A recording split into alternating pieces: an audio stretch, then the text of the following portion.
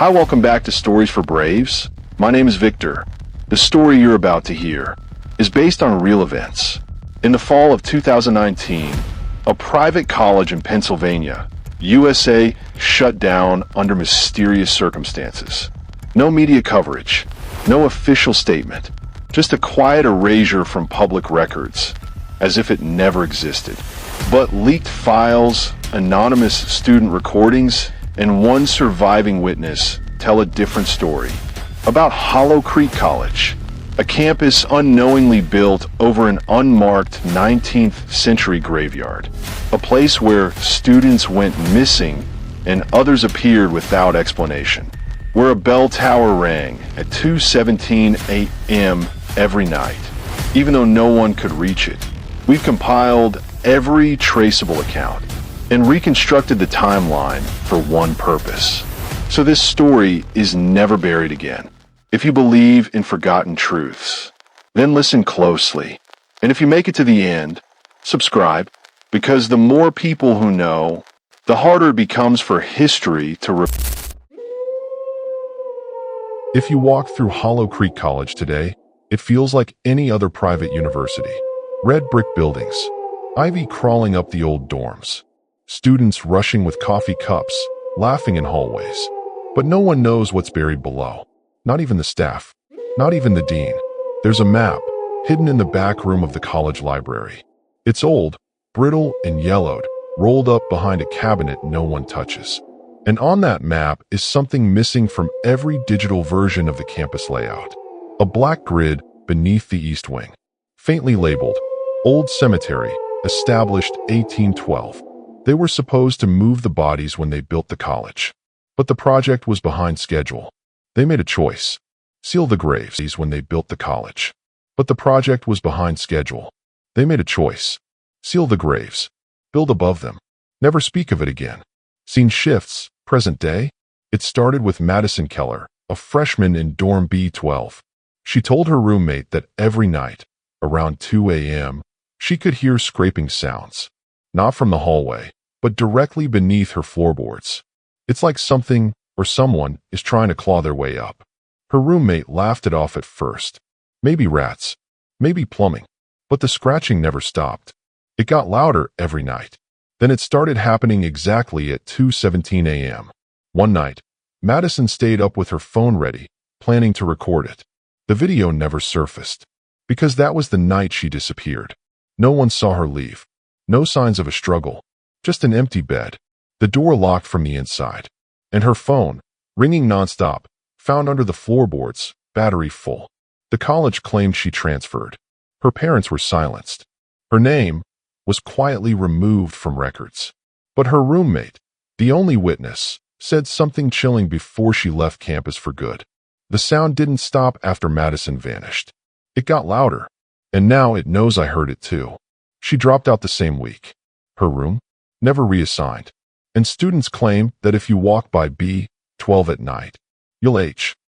As the autumn wind howled across the ancient brick walls of Hollow Creek College, freshman Elena Moore wandered deeper into the west wing of the campus, known to students only as the Hollow. She wasn't supposed to be there, but something was calling her.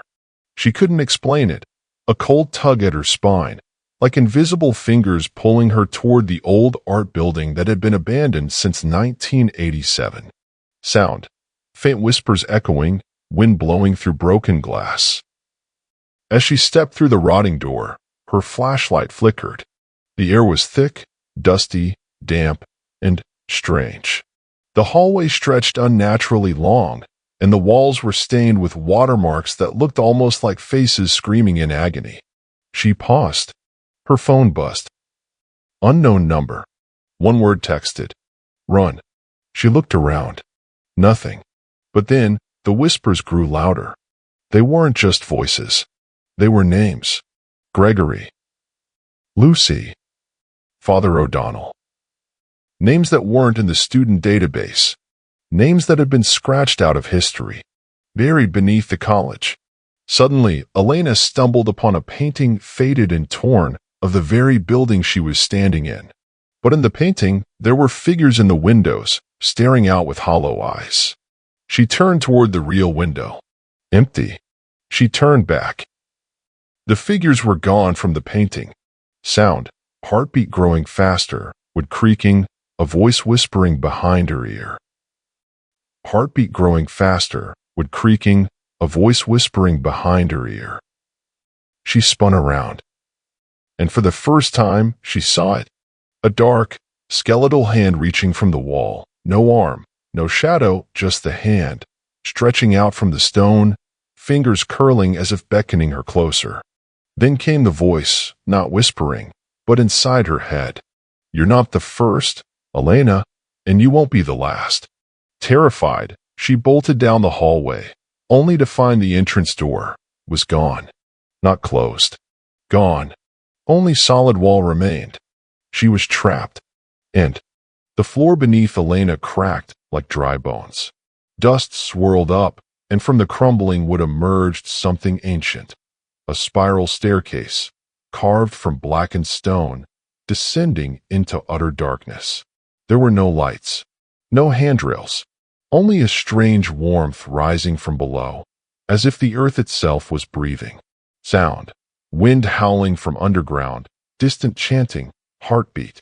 Her phone had no signal. Her flashlight blinked, dimmed, and died. But still, she stepped down. Each stair echoed a whisper. Don't look back. Don't look back. As she descended, the walls grew tighter. Wet, covered in symbols, etched into stone, drawn in something red. Ancient markings she didn't recognize, except for one. The same symbol from the college's crest. The circle of 3 eyes. Halfway down, she began to hear footsteps. But not hers. Heavy, dragging, close. She turned. Nothing. She aimed her dead flashlight upward. But now the stairs were gone. Vanished. Just smooth wall behind her. She was sealed in. And then she saw it. A door. At the very bottom. Iron. Rusted. Covered in scratches. As if something had tried desperately to claw its way out. A plaque above the door read, "The Crypt of Silence. Do not enter." But the door creaked open, slowly, by itself. Inside, there was no crypt. Not yet. Only a long underground hallway, lined with dozens of old-school desks. Each desk had a name tag, and a skeleton sitting in the chair, wearing student uniforms from decades ago. Hands folded, eyes gone, mouths open, like they had died mid-lecture, or were still waiting for class to begin. Then she noticed. One desk was empty, a clean name tag, a blank chair. But as she stepped closer, letters began to appear on the tag. Slowly, as if written by invisible ink. Elena Moore. She turned to run, but behind her, the hallway had. There's a dorm at Hollow Creek College called Dormitory B. Most students avoid the East Wing, not because of ghosts or legends, but because of room 113. Room 113 has a problem. The students who live above it, in room 213, complain of sounds coming from beneath their feet. Footsteps, whispers, furniture being dragged, even laughter like a child running in circles. But here's the thing. Room 113 has no floor below it. It's on the ground level. There's nothing under it. No basement. No crawlspace. Nothing. At least, that's what the blueprints say. It wasn't until a cleaning woman named Alma Rodriguez stayed late one stormy night that the truth began to surface. The halls were empty. The rain battered the windows. She was mopping outside 113 when she heard a sound. Crying. Faint. Soft. Childlike. Coming from inside the room. She knocked. No answer. She used her master key. The door creaked open. The lights flickered, then stayed dark. Her flashlight trembled in her hands as she stepped. The lights flickered, then stayed dark. Her flashlight trembled in her hands as she stepped inside. The room was empty, dusty, abandoned. No beds, no desks, just cracked tile and peeling paint. But the crying didn't stop. It was beneath her. In the far corner of the room was a metal panel bolted into the floor. Not a hatch, not a basement door. Just a square metal lid, with 4 deep claw marks etched across it. She knelt down. The crying got louder. She placed her hand on the cold steel. In the moment she did, everything went silent. No crying, no rain, no sound at all. Then a voice, right in her ear. You finally opened the door. She screamed, but no one heard her. Her radio was dead.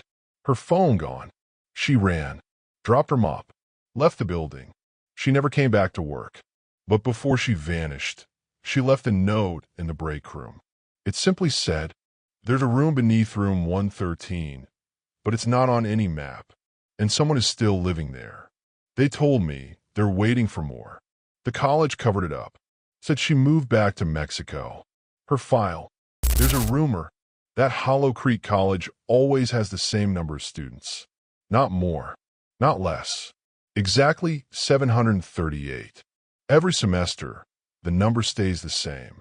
Even after dropouts, even after disappearances, even after deaths. It was the fall of 2019 when a girl named Eliza Moore went missing from Hollow Creek. Straight A student, debate team, gone without a trace. The next morning, someone saw her walking across campus, smiling, waving, backpack on her shoulders. But when they called her name, she didn't respond. She just stared, her eyes too wide. Her smile stuck. The registrar's office confirmed it. There was no one by that name enrolled. Not anymore. Weeks later, a security guard named Dennis, who'd worked at Hollow Creek for 17 years, noticed something strange while reviewing camera footage. Every night at exactly 2:17 a.m., a different student would appear in the halls. Not walking, not talking, just standing, facing the wall.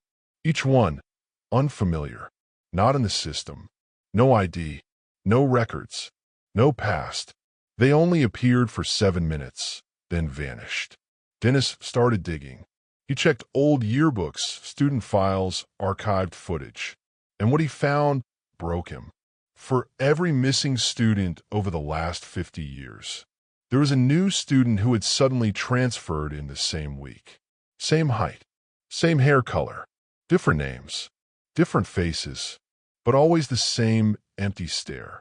He confronted the dean, tried to show him the files. The next morning, Dennis didn't report for work.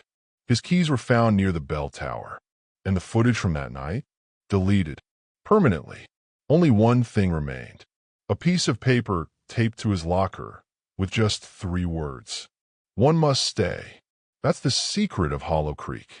When someone disappears, someone else must take their place. It's an exchange. The ground below doesn't just consume. It recycles. And the worst part?